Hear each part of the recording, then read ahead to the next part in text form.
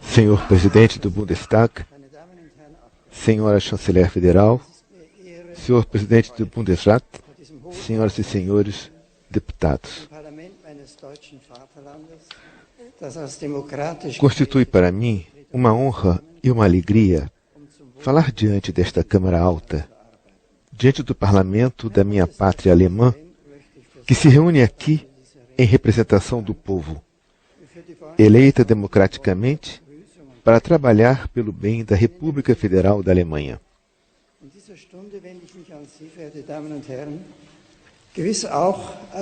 Quero agradecer ao senhor, presidente do Bundestag, o convite que me fez para pronunciar este discurso.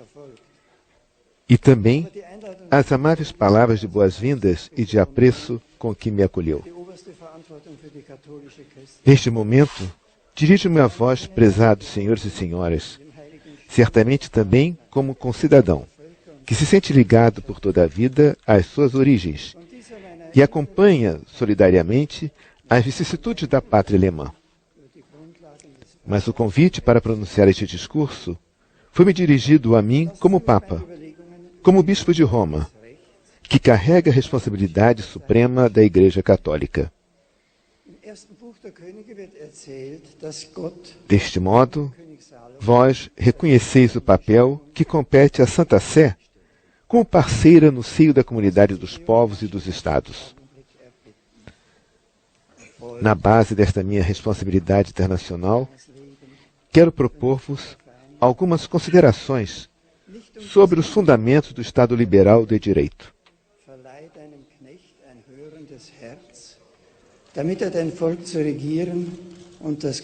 Seja-me permitido começar as minhas reflexões sobre os fundamentos do direito com uma pequena narrativa tirada da Sagrada Escritura.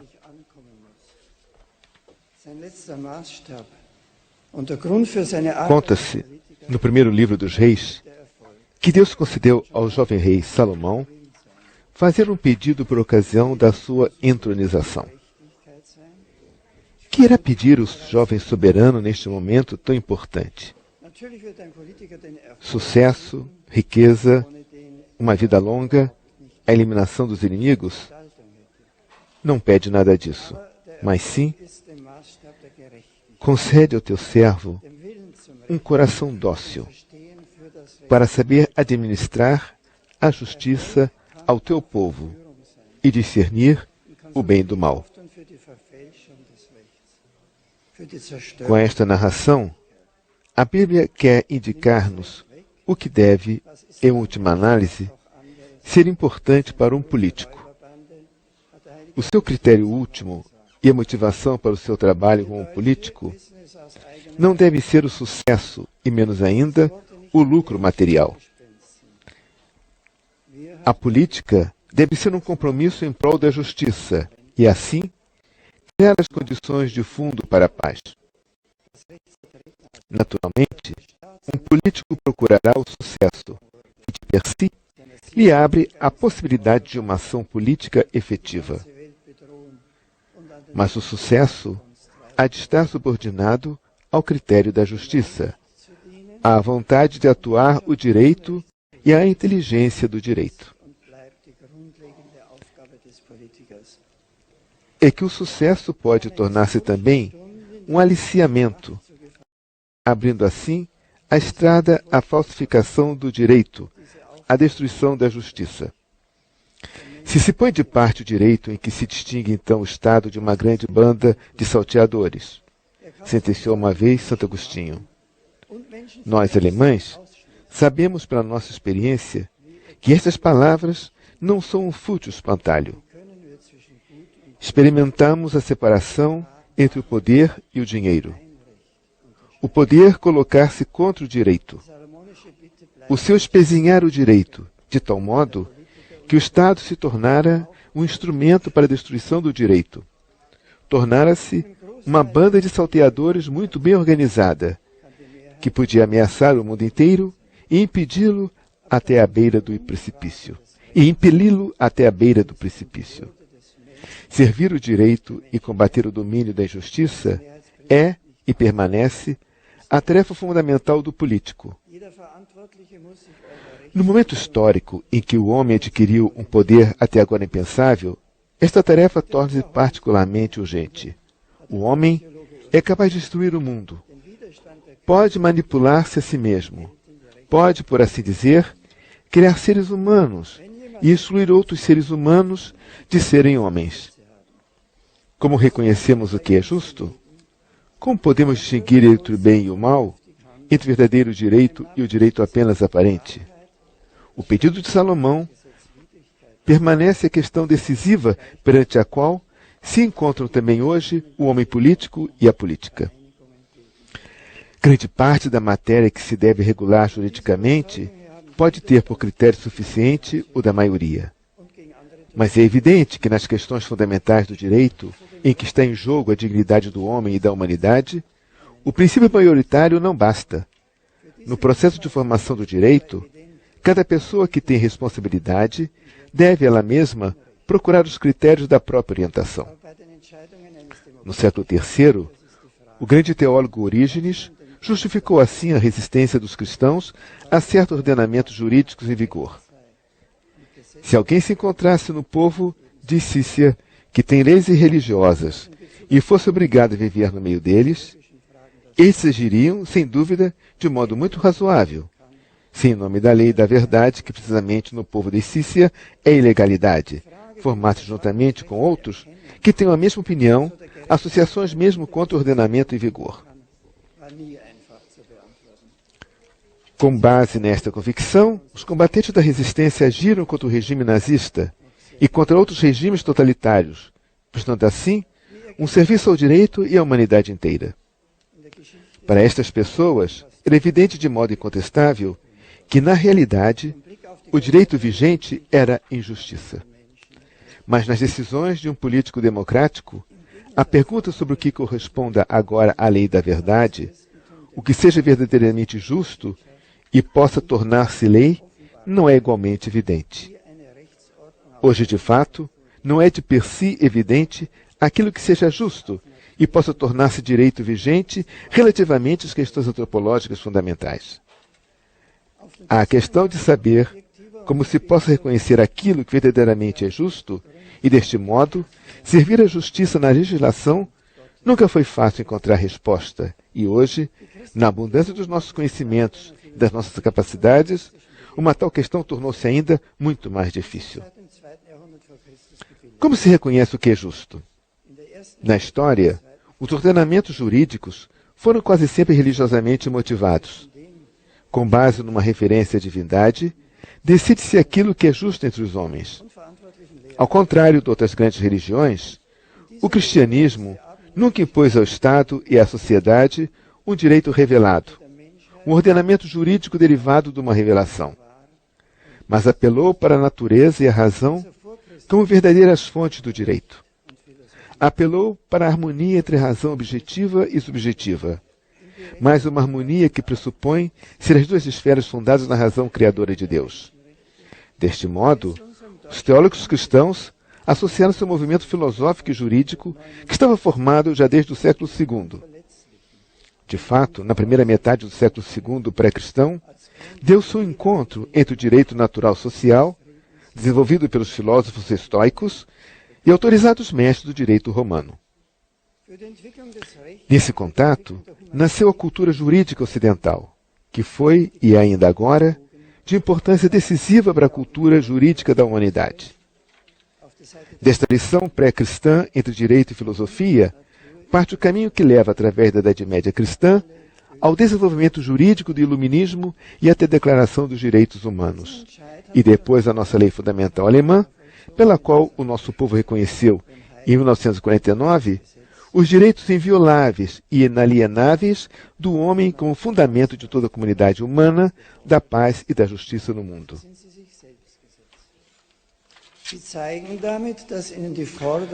Foi decisivo para o desenvolvimento do direito e o progresso da humanidade que os teólogos cristãos tivessem tomado posição contra o direito religioso requerido pela fé nas divindades e se tivessem colocado da parte da filosofia, reconhecendo como fonte jurídica válida para todos a razão e a natureza na sua correlação. essa opção realizara já São Paulo, quando afirma na Carta aos Romanos: quando os gentios que não têm a lei, a Torá de Israel, por natureza agem segundo a lei, eles são lei para si próprios. Estes mostram que o que a lei manda praticar está escrito nos seus corações, como resulta do testemunho da sua consciência. Aqui aparecem os dois conceitos fundamentais de natureza e de consciência, sendo aqui a consciência o mesmo que o coração dócil de Salomão, a razão aberta à linguagem do ser. Deste modo, se até a época do Iluminismo, a Declaração dos Direitos Humanos, depois da Segunda Guerra Mundial e até a formação da nossa lei fundamental, a questão acerca dos fundamentos da legislação parecia esclarecida, no último meio século verificou-se uma dramática mudança da situação. Hoje considera-se a ideia do direito natural uma doutrina católica bastante singular, sobre a qual não valeria a pena discutir fora do âmbito católico, de tal modo que quase se tem vergonha mesmo só de mencionar o termo. Queria brevemente indicar como se veio a criar essa situação. Antes de mais nada, é fundamental a tese segundo a qual haveria entre o ser e o dever ser um abismo intransponível. Do ser não poderia derivar um dever, porque se trataria de dois âmbitos absolutamente diversos. A base de tal opinião é a concepção positivista, quase geralmente adotada hoje, de natureza e de razão. Se considera a natureza, no dizer de Hans Kelsen, um agregado de dados objetivos, unidos uns aos outros como causas e efeitos, então realmente dela não pode derivar qualquer indicação que seja de algum modo de caráter ético. Uma concepção positivista de natureza que compreende a natureza de modo puramente funcional, tal como a explicação às ciências naturais, não pode criar qualquer ponte para a ética e o direito, mas suscitar de novo respostas apenas funcionais. Entretanto, o mesmo vale para a razão numa visão positivista, que é considerada por muitos como a única visão científica. Segundo ela, o que não é verificável ou falsificável não entra no âmbito da razão em sentido estrito. Por isso, a ética e a religião devem ser atribuídas ao âmbito subjetivo, caindo fora do âmbito da razão no sentido estrito do termo. Onde vigora o domínio exclusivo da razão positivista, e tal é, em grande parte, o caso da nossa consciência pública, as fontes clássicas de conhecimento da ética e do direito são postas fora de jogo. Esta é uma situação dramática que interessa a todos e sobre a qual é necessário um debate público. Convidar urgentemente para ele é uma intenção essencial desse discurso. O conceito positivista de natureza e de razão, a visão positivista do mundo, é, no seu conjunto, uma parcela grandiosa do conhecimento humano e da capacidade humana, à qual não devemos de modo algum renunciar. Mas ela mesma, no seu conjunto, não é uma cultura que corresponda e seja suficiente ao ser humano em toda a sua amplitude. Onde a razão positivista se considera como a única cultura suficiente, relegando todas as outras realidades culturais para o estado de subculturas, aquela diminui o homem, antes ameaça a sua humanidade.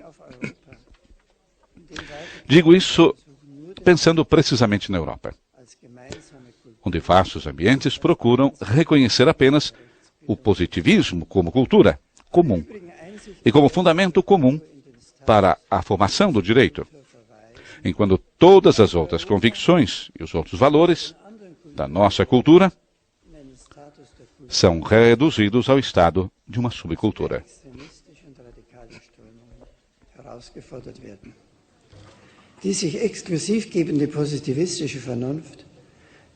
Assim coloca-se a Europa face a outras culturas do mundo, numa condição de falta de cultura, e suscitam-se ao mesmo tempo correntes extremistas e radicais.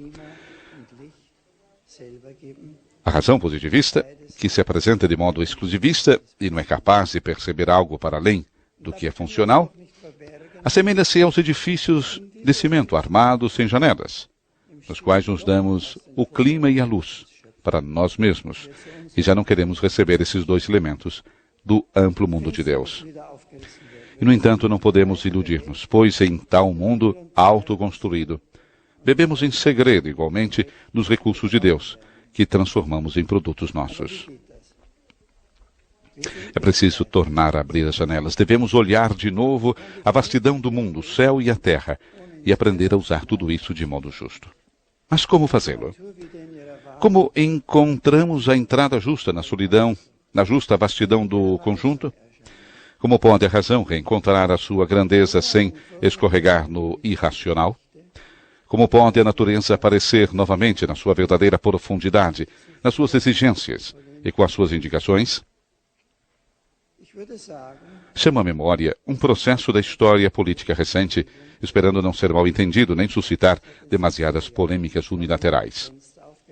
Diria que o aparecimento do movimento ecológico na política alemã, a partir dos anos 70, apesar de não ter talvez aberto janelas, todavia foi, e continua a ser, um grito que anela por ar fresco. Um grito que não se pode ignorar, nem acomodar, nem acantonar, porque se vislumbra nele uma irracionalidade. Pessoas jovens deram-se conta de que, nas nossas relações com a natureza, há algo que não está bem. Que a matéria não é apenas um material para nossa feitura, mas a própria terra traz em si a sua dignidade e devemos seguir as suas indicações. É claro que aqui não faço propaganda por um determinado partido político. Nada me seria mais alheio do que isso. Quando na nossa relação com a realidade há qualquer coisa que não funciona, então devemos todos refletir seriamente sobre o conjunto e todos somos reenviados à questão acerca dos fundamentos da nossa própria cultura. Seja-me permitido deter-me um momento mais nesse ponto.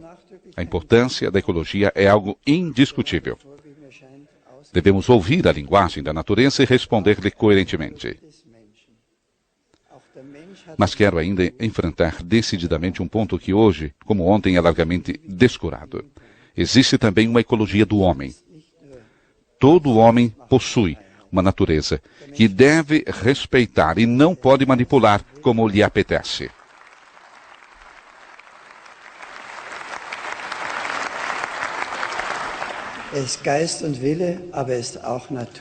O homem não é apenas uma liberdade que se cria por si própria. O homem não se cria a si mesmo. Ele é espírito e vontade, mas é também natureza. E a sua vontade é justa quando ele escuta a natureza, respeita-a, e quando se aceita a si mesmo por aquilo que é, e não se criou por si mesmo. A si mesmo, e só assim, é que se realiza a verdadeira liberdade humana.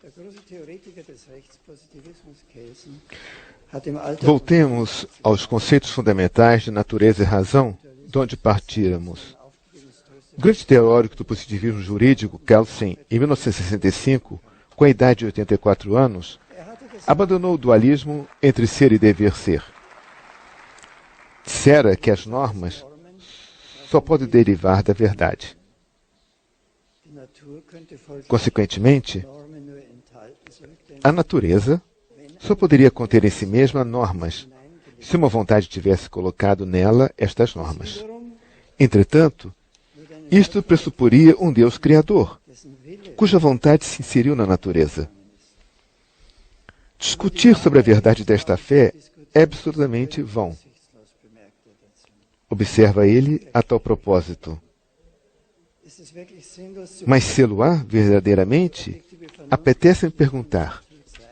É verdadeiramente desprovido de sentido refletir se a razão objetiva que se manifesta na natureza não pressupõe uma razão criadora, um creator spiritus? Aqui deveria vir em nossa ajuda o patrimônio cultural da Europa. Foi na base dessa convicção sobre a existência de um Deus criador que se desenvolveram a ideia dos direitos humanos, a ideia da igualdade de todos os homens perante a lei, o conhecimento da inviolabilidade da dignidade humana em cada pessoa e a consciência da responsabilidade dos homens pelo seu agir. Estes conhecimentos da razão constituem a nossa memória cultural. Ignorá-la ou considerá-la como mero passado seria uma amputação da nossa cultura no seu todo e privá-la-ia da sua integralidade. A cultura da Europa nasceu do encontro de Jerusalém, Atenas e Roma. Do encontro entre a fé no Deus de Israel, a razão filosófica dos gregos e o pensamento jurídico de Roma. Este tríplice encontro forma a identidade íntima da Europa.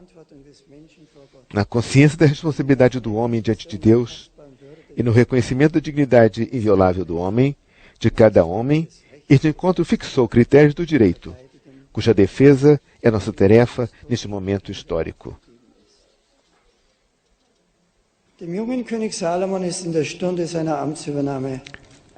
Ao jovem rei Salomão, na hora de assumir o poder, foi concedido formular um seu pedido. Que sucederia se nos fosse concedido a nós, legisladores de hoje, fazer um pedido? O que é que pediríamos? Penso que também hoje, em última análise, nada mais poderíamos desejar que um coração dócil. A capacidade de distinguir o bem do mal e, deste modo, estabelecer um direito verdadeiro, servir a justiça e a paz. Obrigado pela vossa atenção.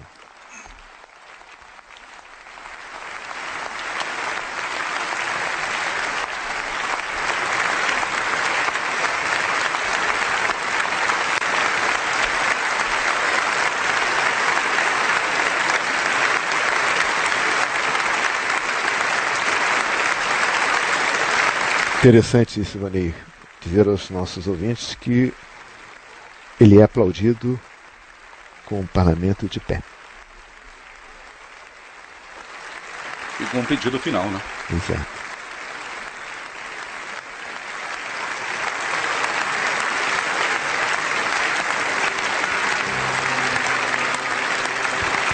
Participamos também nós dessas palmas do parlamento. Ao Santo Padre.